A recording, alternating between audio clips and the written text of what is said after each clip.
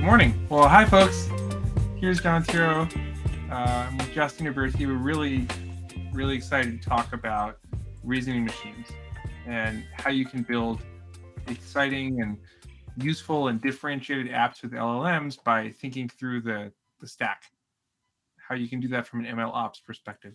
So next page, please, Justin. And one more, please. As I mentioned, I'm Jon Turow. I'm a partner with Madrona Venture Group. We're early stage investors in AI and data. I previously spent a long time at Amazon AWS. And I'm Justin Uberti, co-founder and CTO of Fixie, a platform for building interactive applications with large language models. Before starting Fixie, I worked at Google for a long time and have been around the internet industry a fair amount. Take it away, John. Next page, please. So, so much excitement about building apps with LLMs, and it's justified.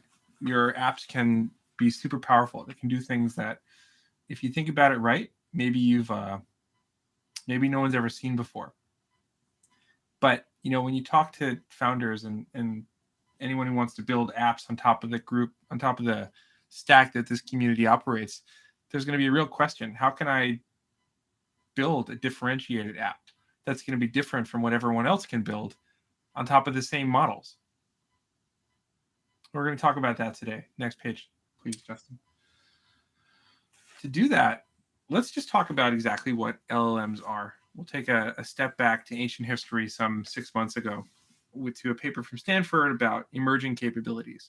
These large language models made it possible to take so much data and so much compute that all of a sudden AIs can reason. They can do complex reasoning with multiple steps. They can reason outside the domain they were trained on. They can do new tasks like generalization and summarization. Okay, that's what these models are at their core. And if we go to the next page, that lets us draw a link that for all the facts in these models, even though they know things like who is the president of the United States, the best way to use LLMs is as reasoning machines, not fact machines. But wait a second. If we want to build great apps, we need both facts and reasons and reasoning. We need to put those two things together. Otherwise, it's, this guy, John Lamb, who's thought a lot about these topics, has said on Twitter that asking an LLM to do something without the data that it really needs, of course it's going to hallucinate. That's just like leaving a person in an empty room with no tools.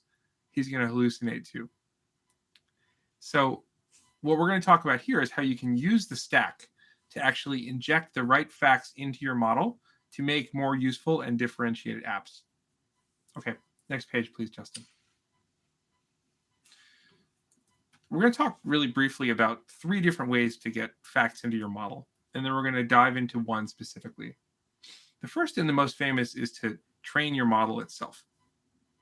And this is, if we're starting from a model from scratch, this is what everybody would have had to do. But in the world of models that are so sophisticated and so increasing their capabilities at such a rapid pace, the reasons to do this now are because you want to push the technical envelope, or you want to respect structures or concepts in your model that are so radically different from what other models are capable of. And so, this is for very sophisticated use cases and teams. The next thing that we talk about all the time is fine-tuning, where you can actually take an existing model off the shelf and do editing of the model weights. And that allows the existing model to become more familiar with your data. And depending on how much data you have, you can be more surgical or more profound to the impact you have. 50 to 50,000 rows, 2,000 to 2 million tokens. Which brings me to the third technique that we'll spend the most time talking about today in prompt engineering. And with prompt engineering, you really don't actually interact with the guts of the model at all. Instead, you use the stack to inject information on demand into the prompt of the model, along with whatever is the ad hoc input from the user. You retrieve data on demand from whatever data store or API you'd like to use. And when you do prompt engineering for data, that lets you have dynamic control over model output. It lets you reason about specific facts that you can rely on not being hallucinated or sort of confidently wrong. And you can do this on top of any LLM that you might like to use. So we're going to spend the rest of this lightning talk talking about prompt engineering and show some examples of how you can use the stack to inject data into your models in real time, on demand, on the fly, and build more useful and differentiated apps. Take it away, Justin. All right. Thanks, John, for that lead up. So we're going to talk about, as John said, how can you use prompt engineering to use an existing model, but then differentiate your application by allowing it to connect to existing data sources and APIs. And I love the idea of differentiating your application, especially when using the LM, because then you can differentiate while you differentiate, right? So let's dive in. So I'm going to do some demos here, and what we got was going to talk about how exactly prompt engineering works, and how do we actually do this process of connecting LLMs to existing data sources. So as John mentioned, LLMs have a lot of facts that they've been trained on. And, those facts, some of them are readily accessible to the LLM because they don't change. They're kind of static. They're well known. It's unlikely to lead to a hallucination. But, with prompt engineering... Justin, I can only see the right hand of your window. Oh, okay. I can't see the text at the left. Let's see if I can resize the window here. There Better. we go. Great. Okay. So back to prompt engineering. Yes. So with prompt engineering, we're going to define a format for queries and responses, and then ask the LLM to reason about that provided query. And so some queries are pretty simple and work pretty well. Like if we ask who the president is, LLM has seen this in its training data, and it's able to answer this question accurately and authoritatively. But if we take some other queries that aren't encoded in the LLM's knowledge, like for example, a dynamic query like, what time is it? The LLM is going to struggle here and give us basically a random answer. It looks plausible, it's the right format for the answer, but it's the wrong fact. And some of these things, this is where we can really get into trouble, is that it's not always totally obvious when the LLM is making something up. If we ask a more in-depth question, like who the speakers of this conference are from VC firms, well, we get a lot of really reasonable answers. I think these are all actual VC firms and probably actually people, but poor John gets snubbed here, not even being mentioned in the results. And it's just how would the LLM know? As John sort of mentioned, it's just a person locked in a room. It has no ability to understand anything that's outside its training set. So to address this, we can use prompt engineering to supply factual information to the LLM. And then the LLM can then use the information we supplied to generalize using its rich world model that it's built up. So here, say you're in Seattle, and we say, here's what time it currently is. And now we'll ask it, what time is it? Well, it's no real surprise that if we just told it something, it can repeat that fact back to us. But the part that's really interesting then is we say, okay, we've asked what time is it in Seattle, but now if we ask what time is it in New York City, wow, okay. It's generalized to understand that, well, New York City is somewhere else than Seattle. It's in a different time zone. It's in Eastern Daylight Time. That's 3 hours away from where Seattle is. So therefore, if it's 9:10 in Seattle, it must be 12:10 in New York. So that's a pretty powerful concept where we haven't really asked the LLM to give us a fact.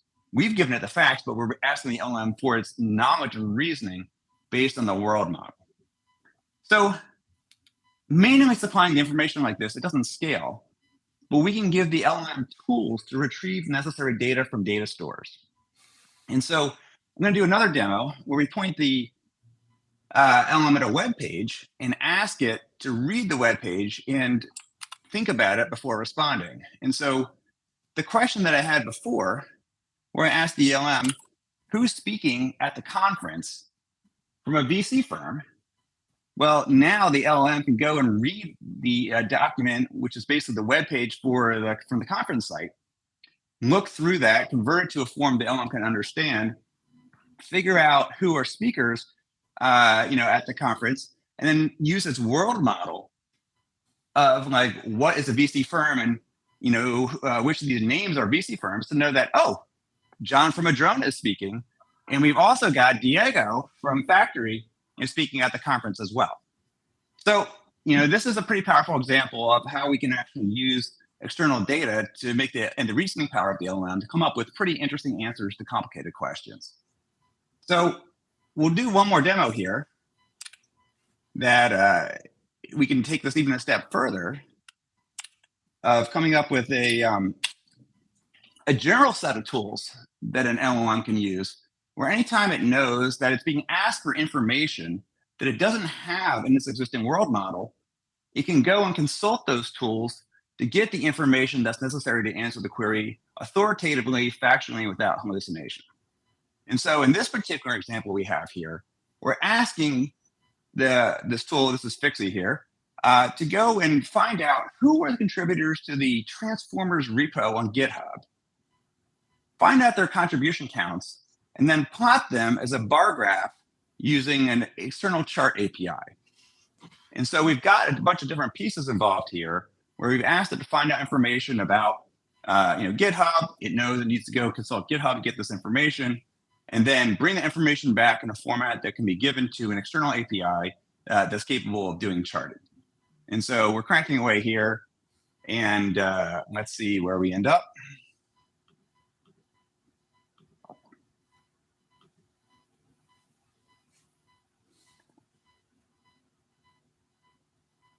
All right, so we've got the information of the commit counts. It's now going and consulting the API for building a chart, and boom, that's a lot of code being cranked out by a lot of great LLM engineers.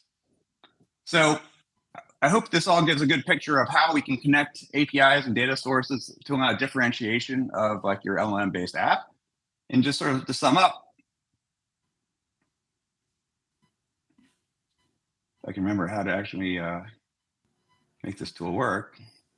You see it now, Justin. Yeah, okay, yeah. Perfect. So summing up, LLMs should be used as reasoning engines, not fact-based engines.